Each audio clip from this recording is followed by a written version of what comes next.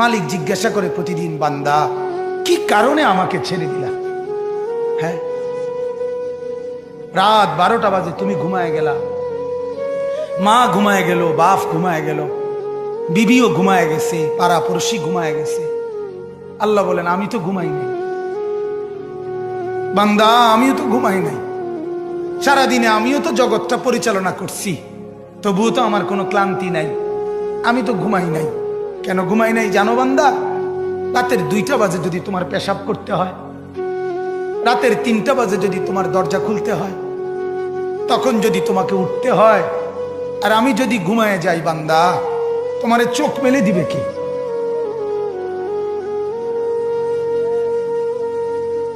এই বাপ, চোখ মেলে দিবে কি?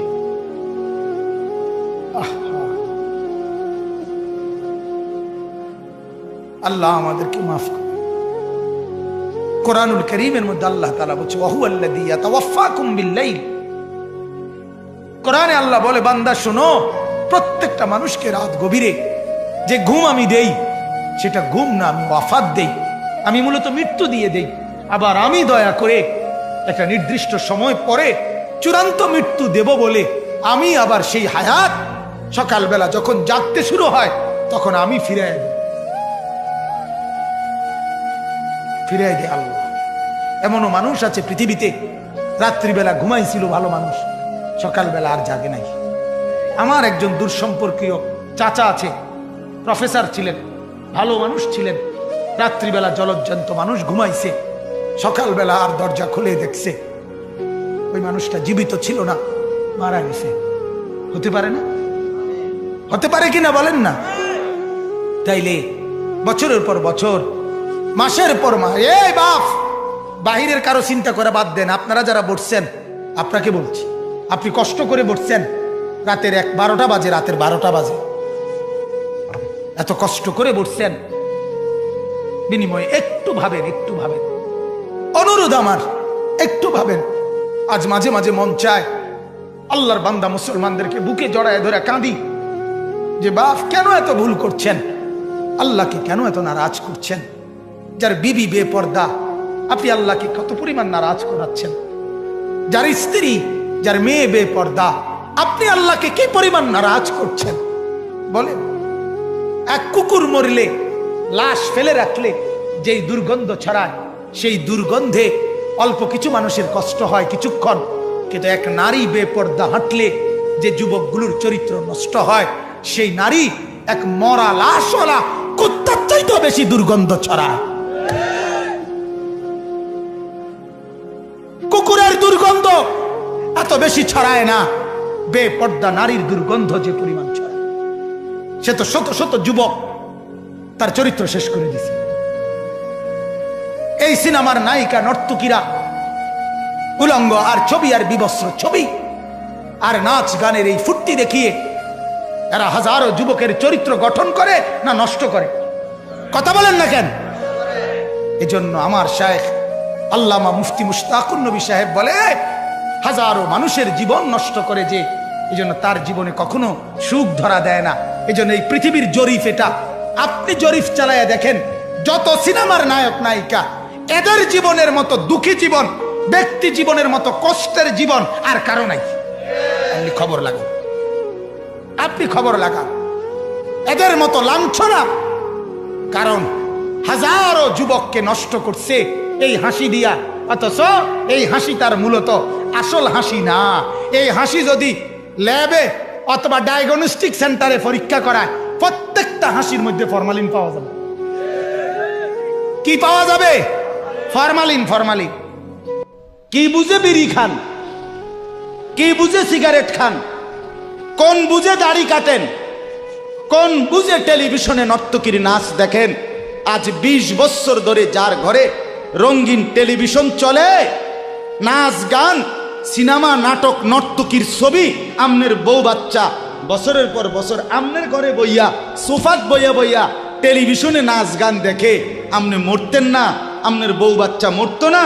আমনে আল্লাহর সামনে দাঁড়াইতেন না? না, জিন্দিগিটাই ছবি, জীবনটাই ছবি, একেবারে যেটা পাও। আজ মুসলমানের যুবকের কথা হইল বেঈমান, ইহুদি আর কাফেররা আমাদেরকে এরকম ফাঁদে ফেলাইছে যে যা কিছু আছে 24 ঘন্টা মুসলমানের ছেলে মেয়ের হাতে মোবাইল তুলে দিছে, যেটা ফাও শুধু ছবি উড়াই আমগো কাছে পাঠায়। এটা কুত্তা হোক, বিলাই হোক, শুকর হোক, মানুষ হোক, গরু হোক, ছাগল হোক, হুজুর হোক, পাবলিক হোক, বেড়া হোক, বেড়ি হোক, জোয়ান হোক, বুড়া হোক, যেটা পাউলা শুধু ছবি উড়া। জিন্দিগির কাজে একটা আহ হায় হায় বাপ, তোমরা বুঝো না, বেঈমান তোমাদেরকে বেঁধে ফেলছে আষ্টে পিছে। নবীজি এ কথা বলছে, উম্মত, চুরি ডাকাতি জিনা ব্যভিচার মদ জুয়া নাচ গান টেলিভিশন নাটক সিনেমা বিড়ি সিগারেট তুমি সব করতে থাকো, তোমার জিডা মনে কয়টা করো, হাসরের ময়দানে শুধু আমার দ্বারে আইও, আমি বেহেশতে ফাড়াই দিমু, এটাই তো সুপারিশ না? তো আমনে ঘটনা কি? এক বুজুর্গ বলছেন, আমি দেখলাম যে পুরা বাজারে যত ব্যবসায়ী তাদের মাল বিক্রি করতেছে, তন্মধ্যে সবচেয়ে বেশি চিল্লাইতেছে, কাস্টমার গ্রাহক ডাকতেছে এই বরফ বিক্রেতা, এবং চিৎকার করে করে বলতেছে, হে আল্লাহর বান্দারা, তোমরা ওই ব্যক্তির উপরে একটু দয়া করো, যাদের নেওয়ার জলদি জলদি নাও, যার পুঁজি খুব দ্রুতই গলে গলে শেষ হয়ে যাইতেছে।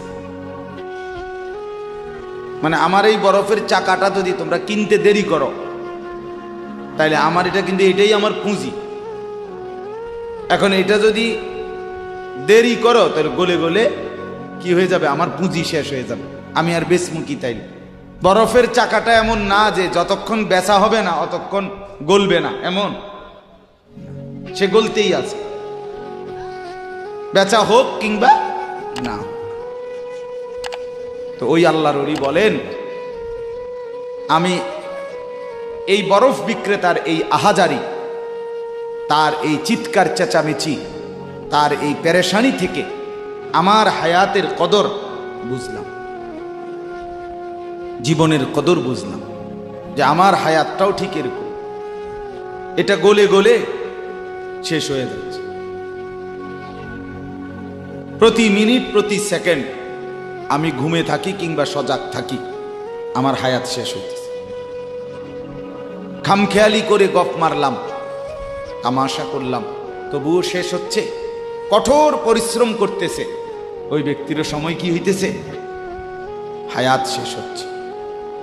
অতএব বরফ বিক্রেতার পুঁজি যেমন গলে গলে শেষ হয়, আমাদের হায়াত, আমাদের জিন্দিগি, আমাদেরকে একটি নির্দিষ্ট সময় আল্লাহ তাআলা বেঁধে দিয়েছেন, আল্লাহই জানেন সেটা কতক্ষণ, কিন্তু আমরা এটা বিশ্বাস করি নির্দিষ্ট।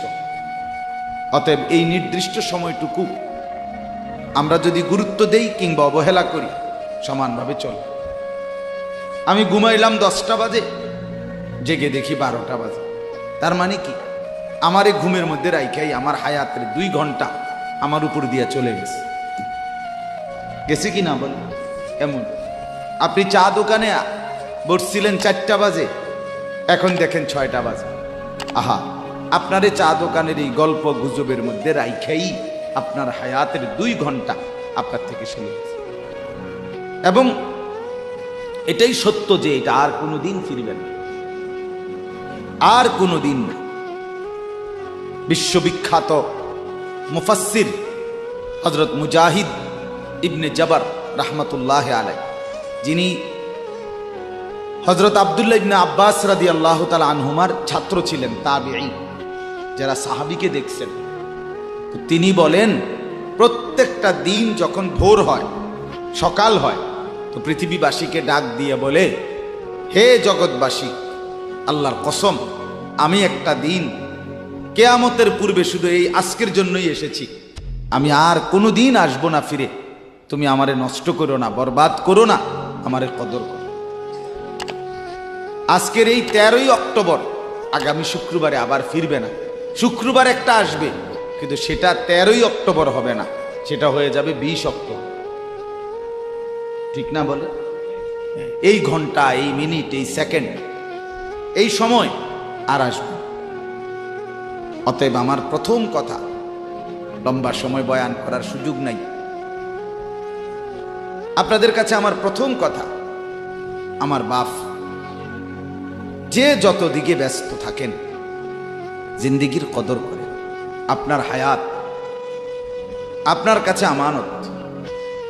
কোরআনুল কারীমের মধ্যে আল্লাহ তাআলা বলেন, ওয়াউরিদু আলা রাব্বিকা সাফফা। এই সূরা কাহাফের মধ্যে আমি যে এই সূরা থেকে পড়ছি, আল্লাহ বলেন তোমাদের প্রত্যেককে হাসরের ময়দানে লাইন ধরিয়ে একজন একজন করে আমি আল্লাহর সামনে এনে দাঁড় করানো হবে। একজন একজন আমি আল্লাহর মুখোমুখি পেশ করা হবে। লাকাদ জিতুমুনা কামা খালাকনাকুম আউয়ালা মাররা। আল্লাহ তাআলা তখন বলবে, বান্দা কি হলো, মনে কি পড়ে? আল্লাহ বলবেন, বান্দা মনে পড়ে তো যে অবস্থায় দুনিয়া গেছিলা, আজ ঠিক সেই অবস্থায় আমি আল্লাহর সামনে আসলাম। দুনিয়া থেকে যেদিন দুনিয়ায় গেছিলাম মায়ের পেট থেকে, সেদিন একাই গেছিলাম, আজ ঠিক একাই কার কাছে ফিরলা? আমার সামনে। বাল জাআমতুম আল্লান নাজআলা লাকুম মাওঈদা। এরপরে আল্লাহ বলবে, তুমি তো মনে মনে ভাবছিলা, যেই ফুর্তি যেই তামাশা তুমি করতেছিলে দুনিয়ায়, তুমি মনে করছো এমন একটা দিন আসবে না। তুমি ভেবেছিলে মরতে হবে না, হাসরের ময়দান আমি আল্লাহর সামনে আসবে না। আজ তো দেখলাম, আজ চতুর্দিকে তাকিয়ে দেখো, এটা হাসরের ময়দান। আজ দেখো মানুষগুলো কাঁপতেছে, আজ দেখো মানুষগুলো ভয়ে তটস্থ। তাকিয়ে দেখো। ওয়াবুদি আল কিতাব ফাতারাল মুজরিমিনা মুশফিকিনা মিম্মা ফি। আল্লাহ বলেন প্রত্যেককে আমি আল্লাহর সামনে এনে তার আমলনামা তার সামনে রাখা হবে, আর আল্লাহ বলবে পড়ো, দেখো। তো প্রত্যেক নাফরমান পাপী নিজের জিন্দেগির গুনাহ আর নাফরমানি দেখে আল্লাহ বলেন কাঁপতে থাকবে। মুশফিকিন কাম ওয়ায়াকুলুনা ইয়া ওয়াইলাতানা, আর বলবে হায় আমার কপাল মন্দ, মালি হাযাল কিতাব। আল্লাহ এটা কাকে দিয়ে লেখাইলেন, এমন কেমন কিতাব, লা ইউগাদিরু সগীরাতান ওয়ালা কাবীরাতান ইল্লা আহসাহা। হায় আল্লাহ, আমার জীবনের এক সেকেন্ড, ছোট বড় একটি কর্মকাণ্ড, একটি নিঃশ্বাস এখানে হিসাবের বাহিরে নাই, সব তো এখানে লেখা। আমি পালাবো কিভাবে, আমি বাঁচবো কিভাবে, আমি মুক্তি পাবো কিভাবে। ওয়াজাদু মা আমিলু হাদিরা। আল্লাহ বলে তোমার জিন্দেগির সব তুমি তোমার আমলনামার মধ্যেই উপস্থিত পাইবে। ওয়ালা ইয়াজলিমু রাব্বুকা আহাদা। আল্লাহ বলেন তোমাদের কারো উপরে এক বিন্দু জুলুম হবে, জুলুম হবে না। এজন্য ছেলেদেরকেও বলি, বাপ খোদার কসম, এই সমবয়সী বন্ধু থাকবে না। তুমি যেদিন কবরে যাইবা, এরা কেউ পাশে যাবে না। তুমি যেদিন হাসরের ময়দানে দাঁড়াইবা, সেদিন কেউ দাঁড়াবে না তোমার সাথে। তুমি যেদিন আল্লাহ তাআলার মুখোমুখি হতে হবে, সেদিন এই বন্ধু কেউ থাকবে। ফাইদা নুফিখা ফিস সূর ফালা আনসাবা বাইনাহুম ইয়াওমাইদিন ওয়ালা ইয়াতাসাআলুন। আল্লাহ বলেন ইসরাফিল যখন দ্বিতীয়বারে সিংগায় ফু দিবে, আমি আল্লাহ হাসরের মাঠ কায়েম করব, তখন এই হাসরের ময়দানে দাঁড়িয়ে কেউ কাউকে আত্মীয়তার, বংশের, সম্পর্কের কোনো পরিচয় দিবেন। কোনো মা বলবে না এটা আমার সন্তান, কোনো সন্তান বলবে না এটা আমার মা, কোনো ভাই বলবে না এ আমার বোন, বোন ডাকবে না এ আমার ভাই। ওয়ালা ইয়াতাসাআলুন, কেউ কাউকে জিজ্ঞেসও করবে না কেমন আছে। কে কারে জিজ্ঞাসা? আম্মা জান আয়েশা রাদিয়াল্লাহু তাআলা আনহা বলেন, নবীজির স্ত্রী তিনি নবী সাল্লাল্লাহু আলাইহি সাল্লামকে জিজ্ঞেস করছিলেন, ইয়া রাসূলুল্লাহ, হাসরের ময়দানে সবাই কাপড় চোপড় বিহীন উলঙ্গ হয়ে দাঁড়াবে, তো একজন আরেকজনের দিকে তাকাবে না, কেমন লাগবে তখন? রাসূলুল্লাহ সাল্লাল্লাহু আলাইহি সাল্লাম বলেন, খোদার কসম আয়েশা, হাসরের ময়দান এতটা ভীতিকর অবস্থা যে একজন মানুষ নিজেকে বাদ দিয়ে কারো ব্যাপারে তাকানো চিন্তা করার, খবর নেওয়ার 1 সেকেন্ড সময় পাবো। সকলেই উপরের দিকে নিজেকে নিয়েই ব্যস্ত থাকে। ইয়া রব্বি নাফসি নাফসি, ইয়া রব্বি নাফসি নাফসি, ইয়া রব্বি নাফসি নাফসি। এজন্য বাপ আমার, আপনার হায়াত আপনার কাছে। আপনি যেদিন মরবেন সেদিনও মানুষ ভাত খাবে। এই গ্রামবাসী ধোকা, ধোকা, মহল্লাবাসী ধোকা, এগুলো সব ধোকা, সব ধোকা। বন্ধুরা ধোকা, স্ত্রী ধোকা, এগুলো সব ধোকা। সব ওই রাত্রে খানা খাবে, আপনারে দাফন করে আসে। আরো বেশি খাইব মানুষের ঘরের থেকে, যাইতে আইনা ভাত খাওয়া। আও হারাদিন কাঁদছেন আমনে, শরীর দুর্বল হয়ে যাব খানা না খাইলে। ভাত খা, খানা বন্ধ। লাশের সামনে, লাশের সামনে মুসলমান আজকে জানাজা, লাশ সামনে, এখানে দাঁড়াইয়া জিগায় খানাটা কোন দিন কইয়া লাইলে ভালো আছিল। কি আহা আহা, মানুষ কার জন্য শিক্ষালেন? এই মানুষগুলো তারা আজকে জিগায় খানাটা কোন দিন করবে। 4 দিন না খানাটা কি সোমবারে করলে ভালো হয় না মঙ্গলবারে করলে ভালো হয়? কদ্দুর অনবুজ করে লাইলে ভালো আছিল। লোকজন কি আর আবার ফাইবেননি? হ্যাঁ, মানুষটিরে আবার কইটো আইবেন, আজকেই কইয়া লাইলে ভালো। ফলে জানাজার লাশের সামনে দাঁড়াইয়া আগে কইয়ালায় সবাই খেয়াল রেখেন সোমবারে খানা। আহ, এর নাম দুনিয়া, এর নাম, এর নাম দুনিয়া।